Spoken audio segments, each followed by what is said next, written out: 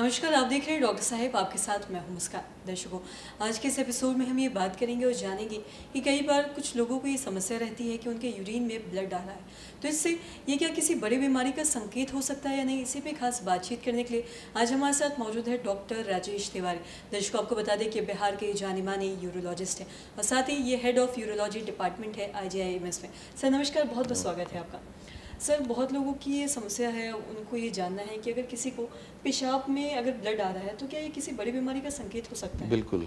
पेशाब में रक्त का आना, बल्कि पेशाब में नहीं कहिए, मैं तो कहूँगा कि किसी भी शरीर के हिस्से से रक्त आए, नाक से रक्त आए, पैखाना में रक्त आए, पेशाब में रक्त आए, खखार में रक्त आए, तो ये हमेशा उनको डॉक्टर से तुरंत मिलना चाहिए, क्योंकि ये कई बार गंभीर समस्याओं के कारण हो सकता है। जैसे नॉर्मली पेशाब में ब्लड आना इन्फेक्शन से भी, सिंपल इन्फेक्शन से भी हो सकता है, UTI से भी हो सकता है, लेकिन ऐसा देखा गया है कि कई बार ये कैंसर का मुख्य लक्षण है।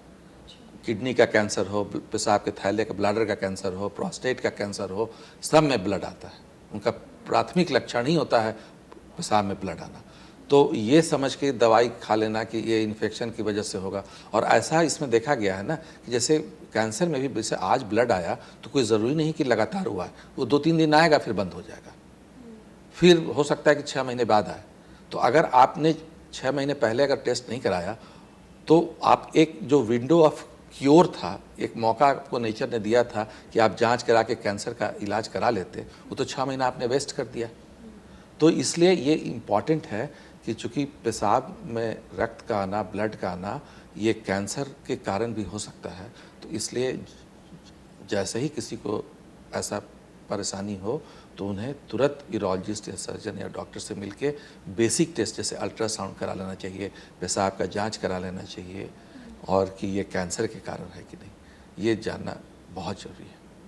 कि जैसे कि आपने अभी कैंसर की बात की, तो सर कैंसर के शुरुआती जो लक्षण होते हैं वो कई बार लोग समझ नहीं पाते या फिर एक टाइम के बाद समझते हैं, जो कहीं ना कहीं वो एक बहुत ज़्यादा मतलब हाई स्टेज पे चला जाता है। तो ऐसे क्या शुरुआती लक्षण है जो हमारे दर्शकों के लिए बहुत महत्वपूर्ण होगा जानना? जैसे यूरोलॉजिकल ऑर्गन्स का जैसे मेरे डिपार्टमेंट का जहाँ तक सवाल है, जैसे हमारे यहाँ का मुख्य ऑर्गन्स है जिसको हम लोग डील करते हैं, वो है किडनी, पेशाब का थैला, प्रोस्टेट, पेनिस, टेस्टिस।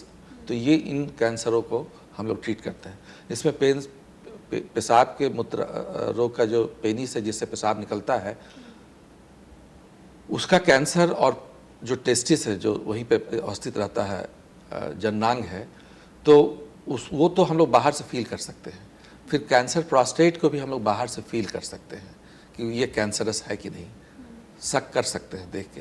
लेकिन किडनी और ब्लैडर का कैंसर, इसका तो लक्षण से ही हम लोग शक करते हैं कि अगर पेशाब में ब्लड आ रहा है तो हम कम से कम अल्ट्रासाउंड जरूर कराते हैं मरीज़ का, जिससे ही पता चल जाए कि कहीं कोई गांठ तो नहीं है जिससे ये ब्लड आ रहा। क्योंकि ब्लड तो कई कारण से आ सकता है, इन्फेक्शन से आ सकता है, एक खास इन्फेक्शन ट्यूबरक्लोसिस का होता है, उस पर भी ब्लड आता है, फिर स्टोन में भी ब्लड आता है, पत्थर की शिकायत हो भी ब्लड आता है, और भी बहुत से बीमारियां हैं जिसमें ब्लड आता है। जैसे बहुत से वृद्ध पुरुषों में देखेंगे कि उनको हार्ट की बीमारी रहती है, तो उनको पेशाब खून पतला करने की बहुत सी दवाई चलती है।